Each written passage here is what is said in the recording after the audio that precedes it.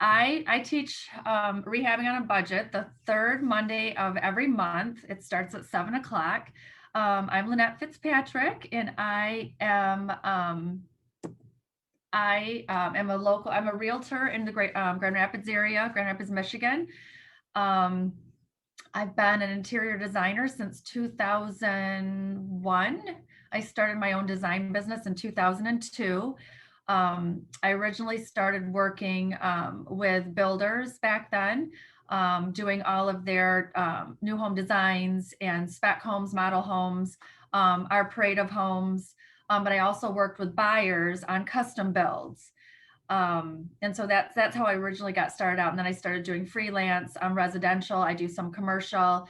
And now it's kind of morphed. And since I got my real estate license in 2016, I do more work staging, getting people's homes ready to hit the market, rehabbing them. Sometimes we just do staging and a little light renovations.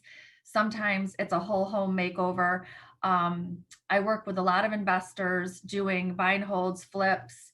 I stage for myself as well as other agents.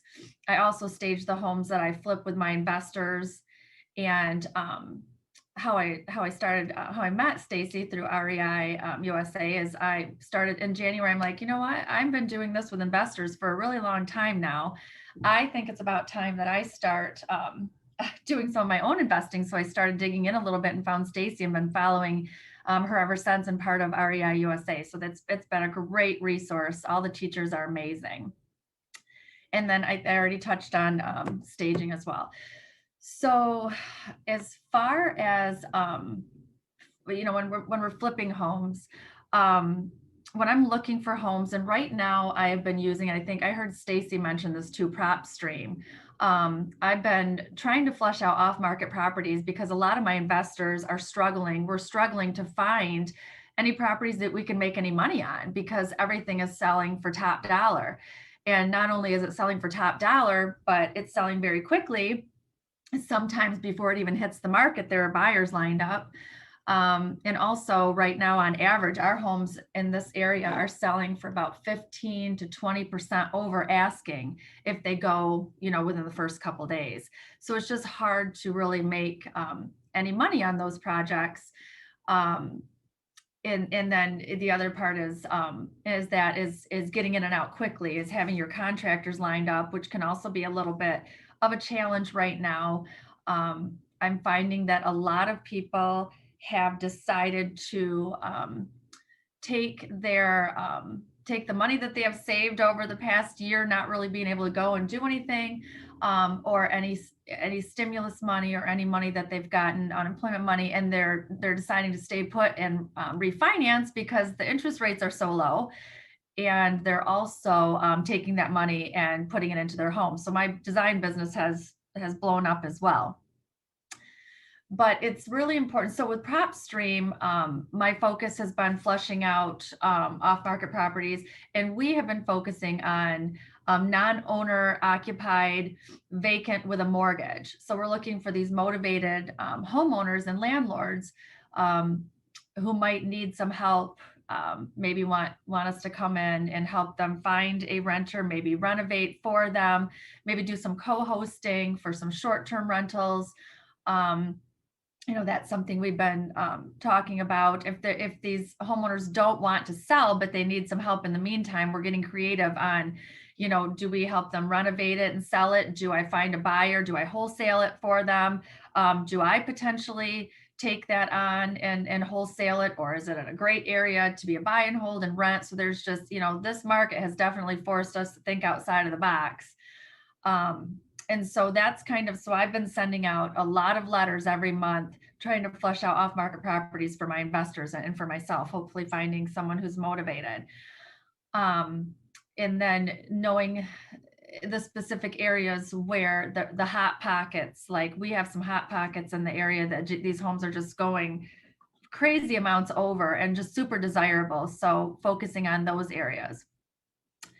and not over improving the property. So this kind of depends on your price point as well. So you could have, if you're 250 and under, you're going to renovate that differently than you're going to renovate a 250 and over. So, but there are certain things that you can do to the property where, cheaping out on carpet and things like that is pretty noticeable. Like those are things that are very noticeable. You want to make sure that you put a good quality carpet in. But as far as like all the different vinyl plank floorings and laminate floorings and those things that are out there right now, and even some high-end vinyls, it's kind of just knowing your ARV, your after repair value. And this goes back to knowing your market as well. So it's super important to do your comps, have your real estate agent do comparables in your area so that you know you cannot go over this certain amount. You know what you're paying for it. So you know what you have to spend and just stick in that budget. I work with investors who just want to put every Chip and Joanna Gaines idea in there that they have, and they send me all this Pinterest stuff. We want to do this, we want to do this, we want to do this. But it's really important to stay within your budget, know your market by, visiting other homes in the area, looking at pendings, solds in that area, seeing what finishes are selling, what people are doing, and do not over improve your space.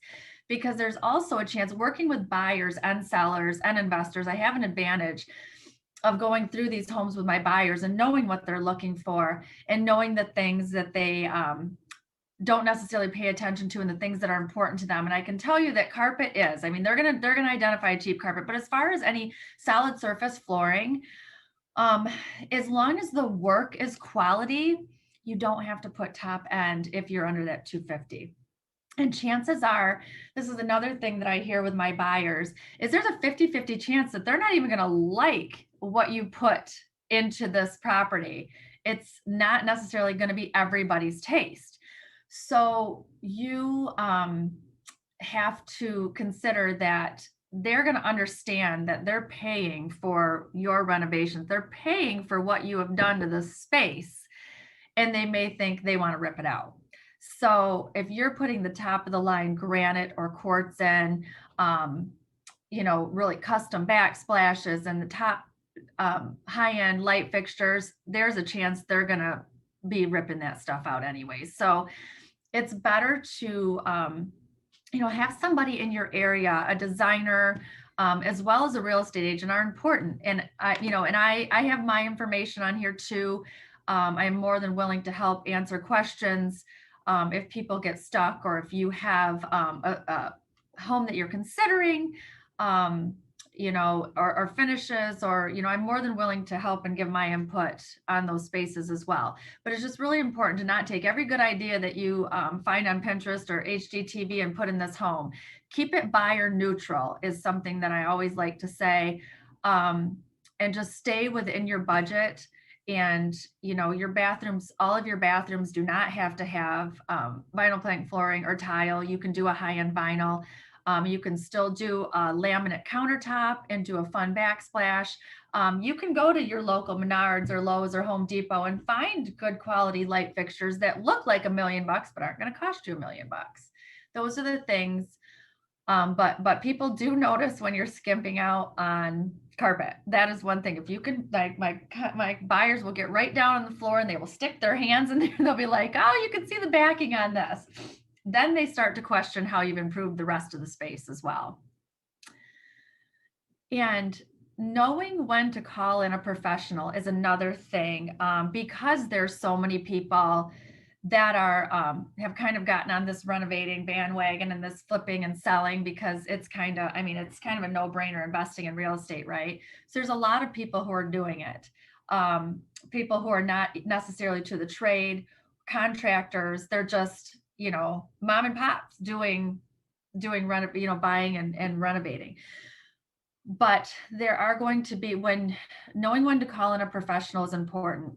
Because if you're doing electrical, if you're moving electrical, dealing with foundations, roofs, moving walls, plumbing, all of those kinds of things, there's a good chance that people can pull up a previous listing and see what it looked like, and then they can pull up, what it looks like, when you have it on the market, they're going to be able to tell what you've done. And sometimes they will just ask you.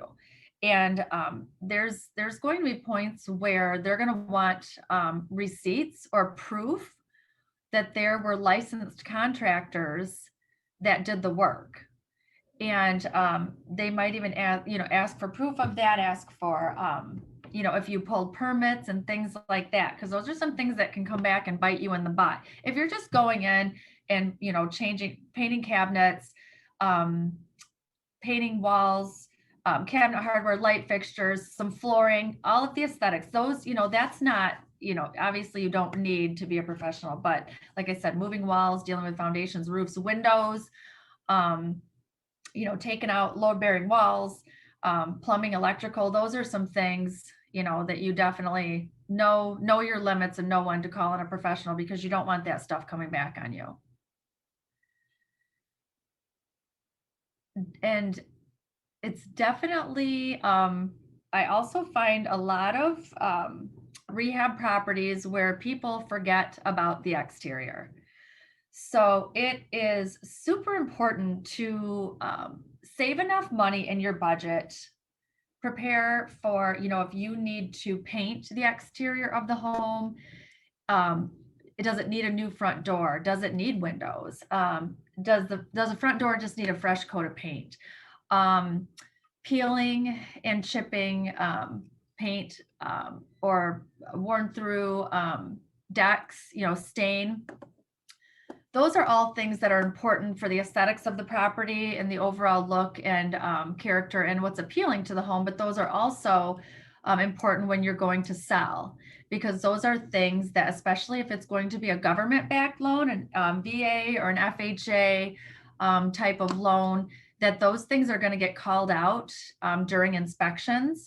And even if your clients or your buyers potentially waive those inspections, those are things that are going to be called out by the appraiser that the bank chooses, or also their independent inspectors. And those are things that are going to have to be repaired for that to close. So curb appeal, just fresh mulch, some plants, even some, if you don't have that particular space where you can do any landscaping, just potted plants on the front porch can make such a huge difference. When I'm staging homes,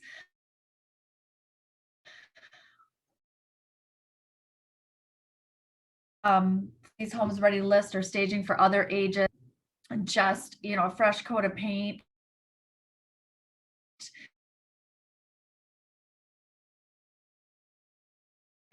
can add a lot. Just this really can add that curb appeal. So do not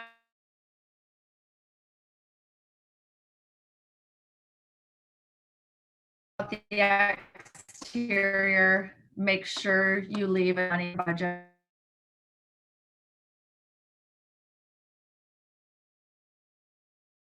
Working with my buyers, and the inside is all it can be, and now they know the exterior, the decks.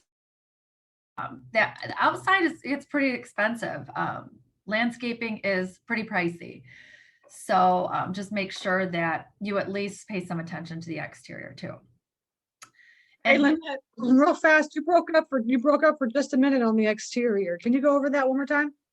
Okay, so yes, I was just saying that to make sure when you're considering buying that you include any exterior improvements in your after repair value, because when I'm working with buyers and the inside is all improved, but the outside is not that great, might need a little bit of help, they know that there's going to be added expense, obviously, in landscaping and whatever they have to do to that particular exterior. And they can't. I get my first time home buyers, and not even sometimes my second time around buyers will ask me, well, how do we hold back money for renovations? Well, in this market, it's kind of tough because in order to be competitive, you want to come across as a strong buyer. So you're trying to put as much money down as possible. And you also, there's, bridging appraisal gaps. So if this appraisal comes back at under offer under the agreed upon sale price, they're agreeing to bridge that gap between the appraisal price and the agreed upon sale price. So there goes some more money. So they're not having any money left over to do any exterior or any additional renovations that need to be done. And visiting other flips in the area. So when you are interested in a particular home, it is important to, go online and look at solds and pendings in that specific area. Drive the neighborhood, visit any other flips or any other active for sales in the area to see what is selling, what style is selling in that area, what these other homes look like, because you never want to be the one that sticks out like a sore thumb when you're doing your renovations. You want to mesh with that neighborhood because people are coming into it and attracted to that neighborhood for a reason, right? So it's important to renovate those homes based on what is selling in the general area. And I'm talking interior and exterior. So when you're improving the space, stick with a theme. And I sometimes find with my investors or with my clients that I'm working with who are, investing and renovating, even just for buy and holds to rent or flipping or are renovating to do a short-term rental or whatever,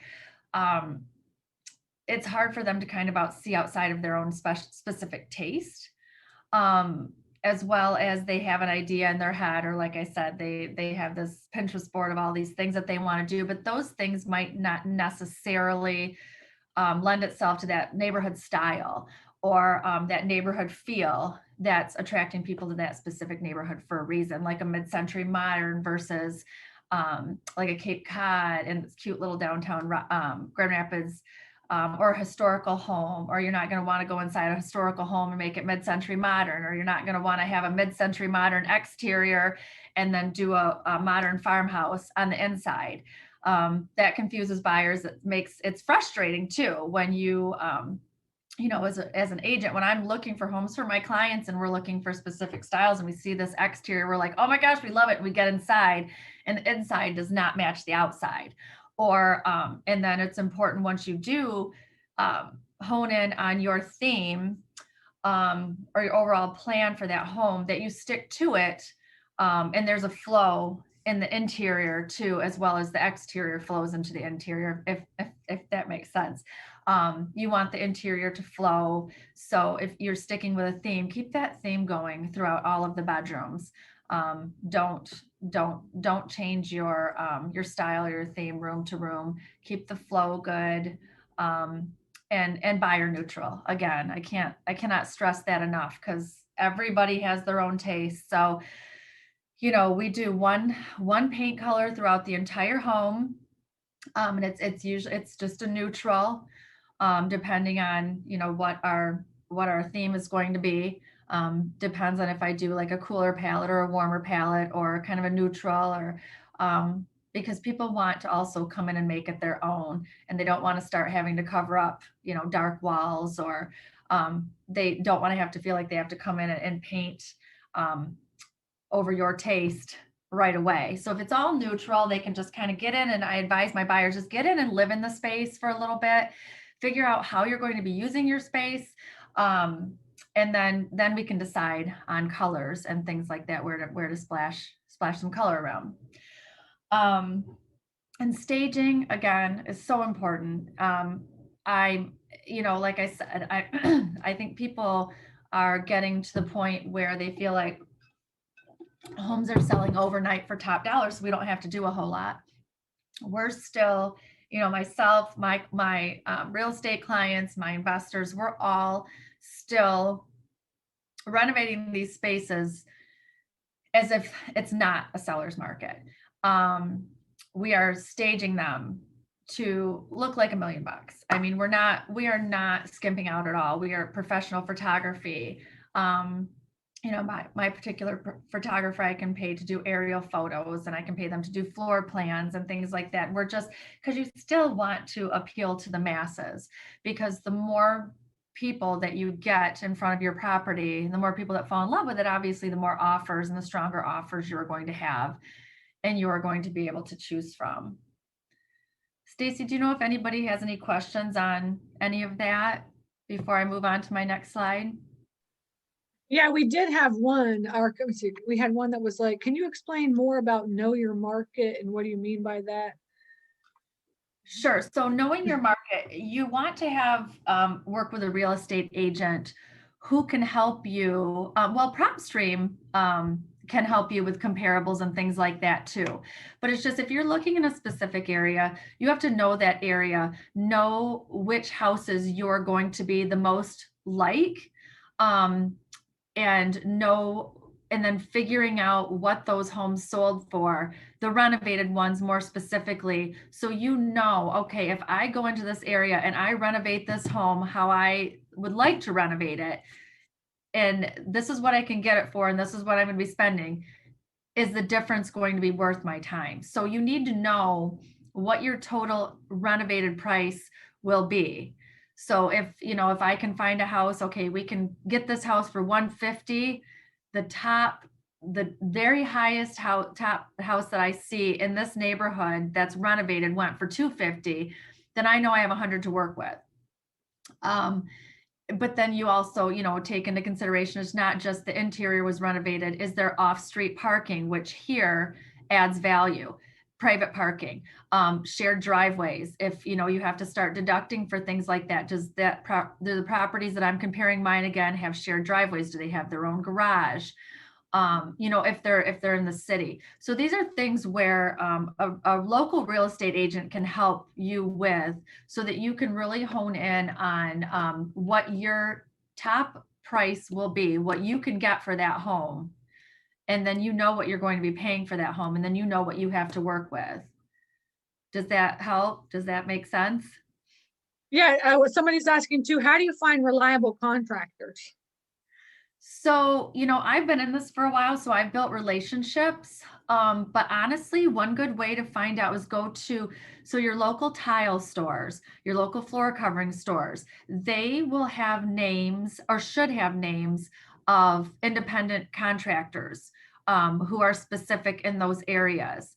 The same if you go to like plumbing and hardware, like a home improvement, they should have lists of general contractors.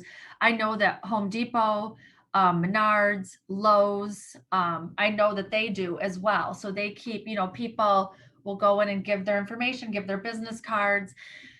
And then for me, I like to ask for references. I like to Google search them, see if they have a Facebook page, check out their work. If they don't, then I ask them for examples of their job, examples of their work, for references and things like that.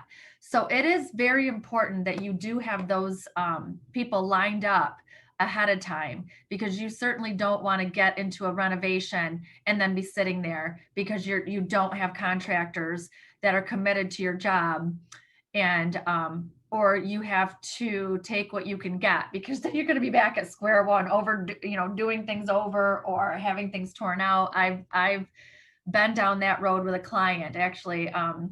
Right now, a client of mine is having home renovations done, and I'm helping her through her personal home renovations, and she had a tile installer recommended to her, and it did not go well at all. So she is having to pay somebody else to tear it all out and start over. So doing your homework and finding your contractors ahead of time and getting them lined up is important. But just visiting your local stores that are like I said, flooring, plumbing fixture places, for those specific things, and like your local big box or your local hardware stores too. Is that? Yeah, that's great. Perfect. Keep going. You're good. Okay. So this is I have the next couple slides are just some examples of some homes that we've done some light renovations on with some of my investors. So this is a cute little Cape Cod home in downtown Grand Rapids that we renovated. And you don't always have to go in and put new cabinets in. You don't have to completely gut right down to the walls or the studs. Sometimes you do, depending on if you know you're going to get your, you're going to get your return on your investment, then definitely. But this one, we just did some new trim. We did do new cabinets. We just did a basic subway backsplash that is a laminate countertop, because again, I did my homework when we were, making an offer on this. We knew exactly what we had to get it for. We knew what the top homes sold for in that area with the type of renovations that we wanted to do. And so we knew our budget. So we just did basic subway tile backsplash, just stock cabinets from, we have a local standard hardware, just stock cabinets or standard cabinets, laminate countertop, and which, it just depends on your price point. This called for, I think we sold this house for 175. So, and then there was some existing hardwood flooring. There was not existing hardwood flooring in the kitchen. So that's actually a high-end vinyl flooring that we put in there, and new appliances. And then we did just open up that wall to the dining room, because some of these older homes, for sure, everything is very separated. Like the kitchen is very closed off, from the dining room is very closed off, from the living room is very closed off. So depending on the floor plan, we make a decision what we want to open up, what we want to, kind of leave closed off. I am definitely starting to see more and more of my buyers not so interested in open floor plans. Everything for a while was open concept, open concept, open concept. And I was seeing that over and over again in listing descriptions too: open concept home, open concept home. But I am definitely finding that it's a little trending more, at least with my buyers here, a little bit more. They don't mind that little separation of space, not completely closed off with doorways, but just a little bit of separation isn't, it's fine. And people are actually kind of looking for that. I think too, because some people struggle with great rooms and things like that with design and layout. It can be kind of difficult when your kitchen and dining room and living room all flow together.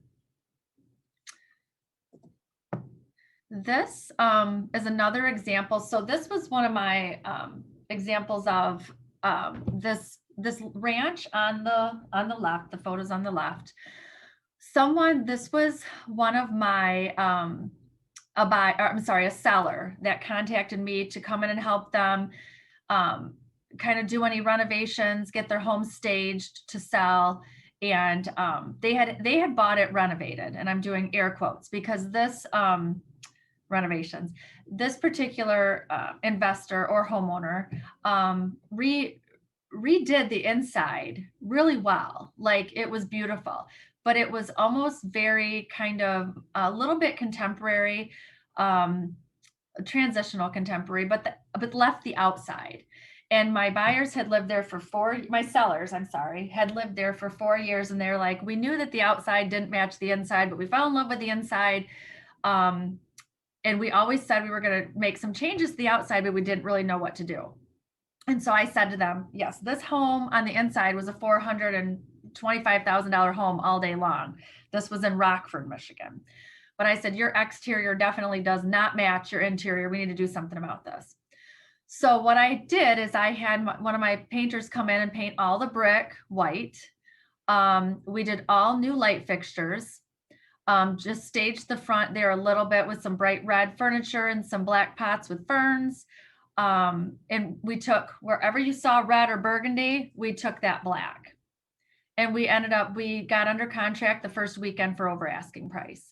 But that was just a little bit can go a long ways. I mean, that was a pretty a great, and they didn't spend, I think we spent maybe $2,500 on that exterior, and you can see the difference. And that was my point about, really paying attention to your exterior matching your interior, because like I said, that was something that they wanted to do and it always bothered them. And then they lived there 4 years and never had the time or the money to do that. So the photos on the right is a home that it was a friend of mine whose mom passed away. And so we just really needed to take an update. She had not updated that space. So again, we didn't break the bank here. We just painted the existing cabinets took out that little scallop thing above the sink and above the window, which we see a lot in some of these dated homes. Went to Menards. We spent an afternoon at Menards and just got basic subway tile, cabinet hardware. We chose paint. We got stock laminate countertop. We bought an appliance package, and we sold that house.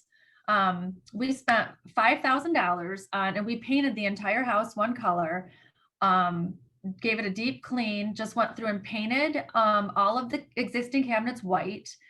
And I think we spent 5,000 and got her an extra 15.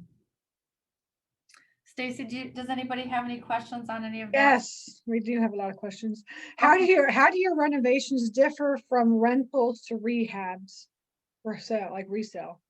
Okay, so the difference with when one of my investors is going to rent, we buy and hold a property, we white box it is what we call it. So we make it nice. So we go in one solid paint color all the way through.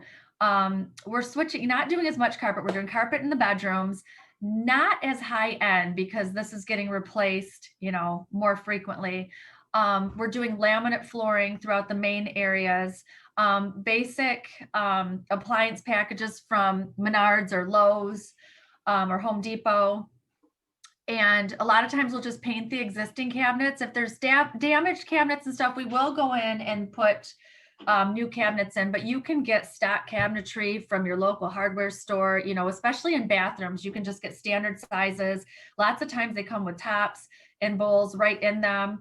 And just putting cabinet hardware on. It's just the little things. And you can spend a little bit more on nicer looking light fixtures than just, just a basic light. We have a name for them, but I'm just a basic light. And so you can get a little bit more the nicer it is for rent. And sometimes we will put a subway. We've even done peel and stick tiles depending on how they end. If they end into walls, you can get away with a peel and stick tile as opposed to actually tiling. So you can get, depending on the area, again, you need to know your area, just like if you're going to flip it, what you can get for rent. And you can be at that higher end for monthly rent if your space, looks better than the rest. But again, you don't have to break the bank. It's just knowing where to put, your money. And again, a local designer should be able to help you if there's someone in your area that does like what I do, to kind of guide you into where to put your money. Does that? Yes. Yeah. Sorry. I have an empty slate kitchen. Where can I find resources to help guide me on how it should be designed? Where's the stove, the sink, everything go? Okay, so if you don't have someone that you're working with, you can definitely reach out to me. I have resources. I have a kitchen designer, and I do work remotely with people too. So my information is on the last slide. So I'm more than willing to help, people out if you don't have a local resource, if you get stuck with any of those things, whether it's floor plans, should I buy or not buy this space? What should I do with this space? And then all the interior finishes, exteriors, I can help with those things. If anybody's interested, just reach out to me. But otherwise, I would suggest you find somebody, and you can go to your local kitchen design store or kitchen design company and take your floor plan or take photos. And sometimes depending on the place, and sometimes you have to commit or put money down, they will design that space for you as well. And then, they can do the install and everything. I mean, you're going to get a little bit more up there in price, but you can also, work with a local designer or someone like myself to design it and then go, even IKEA. I mean, we've used IKEA cabinets too. So it just depends again on your price point and what your exit strategy is. If it's going to be a buy and hold, if it's going to be a short-term rental, or if you're going to flip it. And I was going to say too, like what you guys should do is really get to know the teachers that are in your areas. We have actual super groups for states. So if you go onto the website, you'll see like we don't have all 50 states yet, but we're working on it because REI USA just launched this year. So but we have like Terry teaches in California. We have a Georgia. We've got like six or seven states so far. So go to those state meetings so you can meet the investors in your area. Those are just virtual meetings, monthly meetings. And then also find out where, everybody will tell you today where they're located. So if any of the teachers are in your area, just contact them through the private Facebook group, and just join the Facebook group. And then you can contact all the teachers that are in that group as well too, okay? Do We have a couple more. Sorry, go ahead. We don't have one for Michigan yet, right, Stacy? No, not yet. No, if you know somebody that could lead that, let me know. But yeah. Okay. Yeah, absolutely. Okay, let's see. Okay, Terry's saying beautiful. How do we find an investor-friendly real estate agent to help us? Yeah, how do we find you, Lynette, in our area? Oh, that's a good. I've not been asked that question before. I would post that into the Facebook group too. Yeah. Yes. See, I'm being a designer and a realtor and an investor and working with, it's kind of a unique combination. I don't even know really anybody else in my area who does all of those things. You might have to find an agent, a real estate agent that is investor friendly, and then also find a local designer, that could work together. To yeah, help. we have sponsors of REI USA that are stagers, and a lot of stagers will do design for you. Like you could just hire them for a consultation.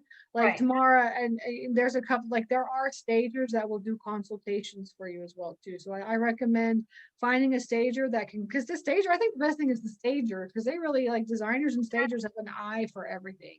So that's these next couple of slides, Stacy, and that's exactly what I do is I also not only improve these spaces, but stage them as well, because I mean, it's really important. I mean, that's like jewelry, right? You're not gonna go out without face on. That's exactly what I say. Is like staging is like the jewelry of the house. Right, and I do have a stage with a slide later, a couple down about staging statistics and stuff, but they do homes sell faster, and for more money when the homes are staged, because people can get in there and really identify with the space and kind of get ideas on how to set the space up. And that's what, why I do this is because I know how to stage these spaces to show off the room to its fullest potential. I mean, this is, putting the furniture in there correctly so that people can, come in and have that feeling. Like if you go into a home and the color's off and the furniture's off, or it's cluttered, or it doesn't look right, it doesn't give you the feels, right? You're not going to get the feels over that space.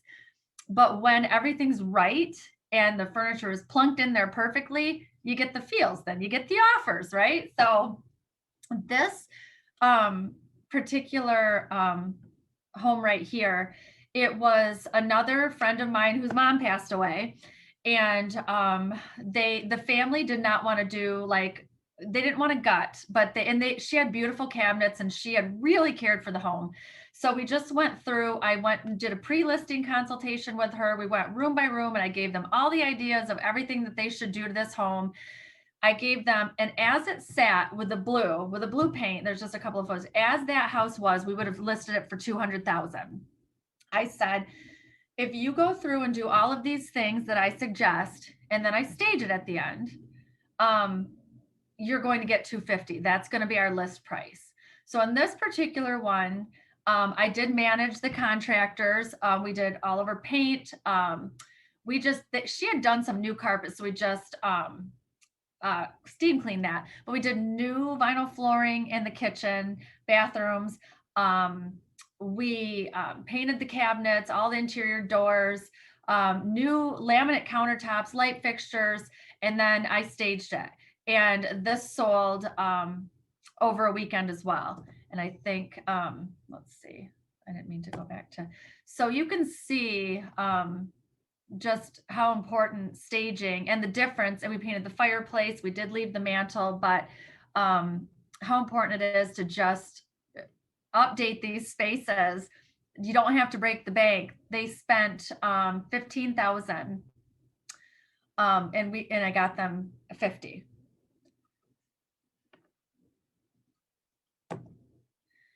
So this was, buyers are more likely to pay more for a stage home compared to a similar non-stage home. And it's true that pretty homes sell. And this is the dining room of that home that I said, and that is just an IKEA table and chairs. I mean, just it doesn't, and that light fixture is from Menards. And again, I just went with the homeowners. I just said, bring your credit card. We went to Menards and we spent an afternoon and got all the light fixtures, picked out the flooring. We did recarpet the whole downstairs. We picked out carpet. We picked out everything at Menards and they paid for it. The contractors picked it up. I just managed them. And I mean, it's a fun thing to do too. And this family cried and they were so thrilled. And it was just so great to see their mom's home look so beautiful. And then the multiple offers were so rewarding, and they were a great family to work with. And it's fun and exciting too for homeowners, not just, but investors, it's fun as investors too, to see these places transformed and look amazing. Does anybody have any questions on that space?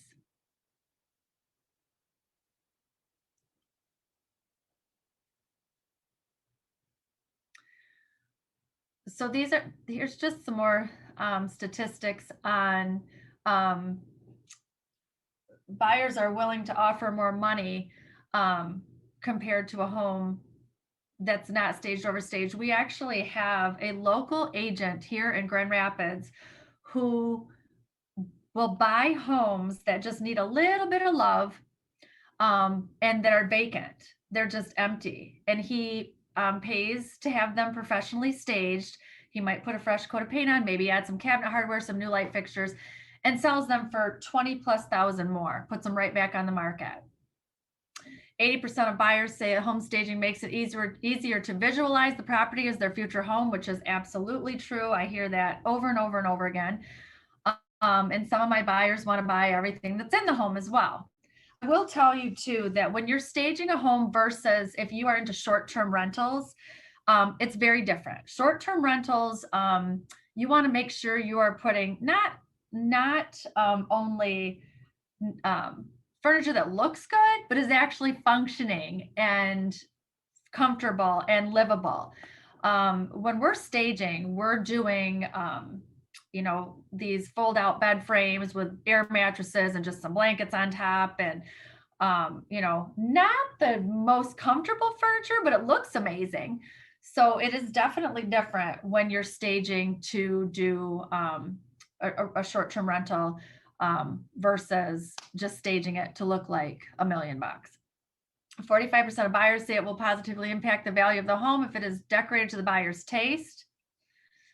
I can't see my other slide over here, so I got to move my chat box. Once staged, they spend an average of 73% less time on the market. And right now, I would say that homes are selling really quickly, but the staged homes are getting more people interested, more people in front of them. And it also shows you're doing your due diligence as a seller or an investor, that you are taking the time and seeing that project through and really, really caring about this property, and not just getting in quick, renovating it, and just putting it up vacant. It says something about you and the care that has gone into your flip. You want to see that through all the way to the end.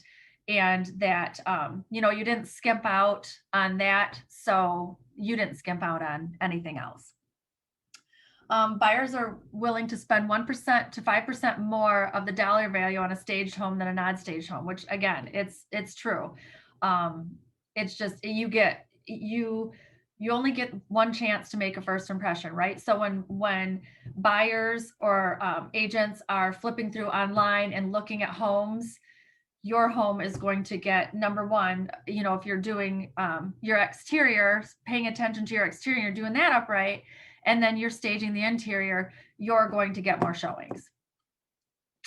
And then a survey by Coldwell Banker Real Estate Corp found that staged homes sell for more than 6% above asking price. And I believe that's probably actually higher because it, like I said, it helps buyers picture themselves, be able to picture themselves and their furniture in that space, and they can know without any question how to set up their furniture and how they will use their furniture in that space. Because when I show vacant homes, that's one of the things my buyers always ask me is, how would you set this up? Like, how would you arrange your furniture in here? How? And luckily I do that so I can help them through the entire process.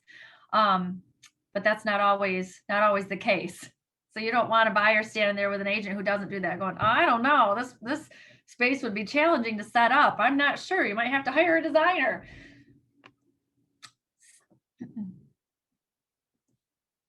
And here is another example of a home that I renovated with a couple and staged it. You can just see, we took some before and after pictures of what it would just look like vacant. And that would have been a challenging living room to set up. This was a smaller home, super desirable area in a quaint little town in the outskirts of Grand Rapids. We again sold that over the weekend, but just how much better it looks and how much more you can visualize your own things in there when it is staged. How much do you usually budget for staging? I would say, like, for this particular home, it was $1,250 for the furniture to be brought in, set up for 1 month. It's $1,250. And I tell all my clients, it is more than worth. But sometimes, if I'm working with an existing seller that has their own furniture and things like that, we just go through and declutter. And then I work with existing furniture. I'll haul stuff out and haul certain pieces in. These are just absolute, vacant homes that we've renovated that needed to be staged, So yeah, this one was $1,250 for the stage. It was just, and that included a living room, dining room, kitchen, 2 bedrooms, and a bathroom.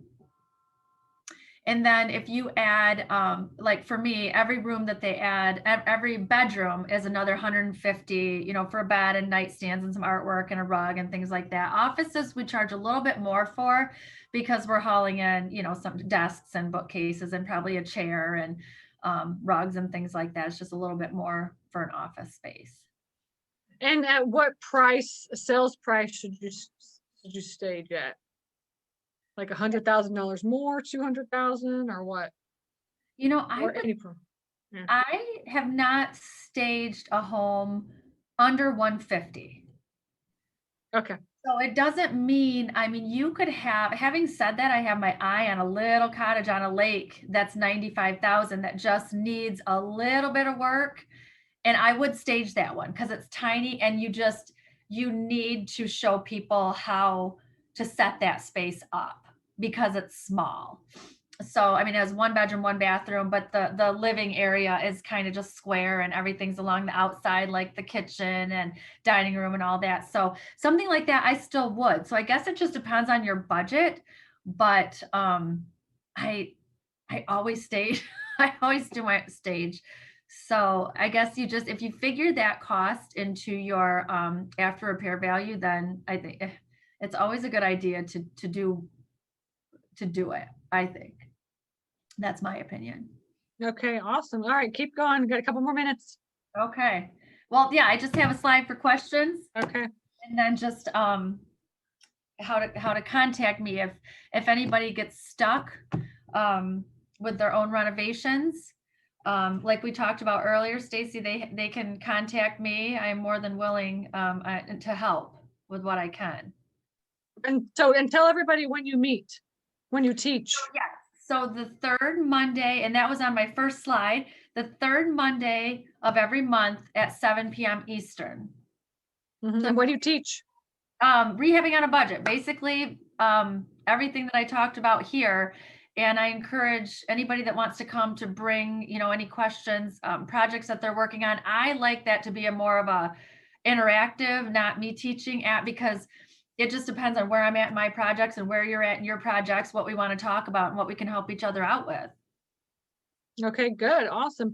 Okay, anybody final questions for Lynette before Mike gets on? I think, Todd, you have your hand raised. Okay, let me do this. You want to ask a question? You can speak up. Or are you just raising your hand to give everybody a high five? Hi. High five, yeah, exactly, right, yeah, so, anybody else? Any final questions, anything like that? I think, did we get everybody answered? If not, just put it into the chat. Okay, good, awesome. Well, thank you so much for everything. Oh yeah, Tamara says, can we post pictures that we get help on during our class? Absolutely. Yes, of course. Yeah. Yeah. I said, use the Facebook group. All the teachers are in the Facebook group, and they're all there to help you. I see Lynette posting out all the time in the group, you know. So if you start, as I said, if you want to talk to any teacher, post your question in the Facebook group, and the Facebook group is free for anybody. It's a public group, and then tag your teacher, and they'll all answer. Okay, everybody will answer because we teach.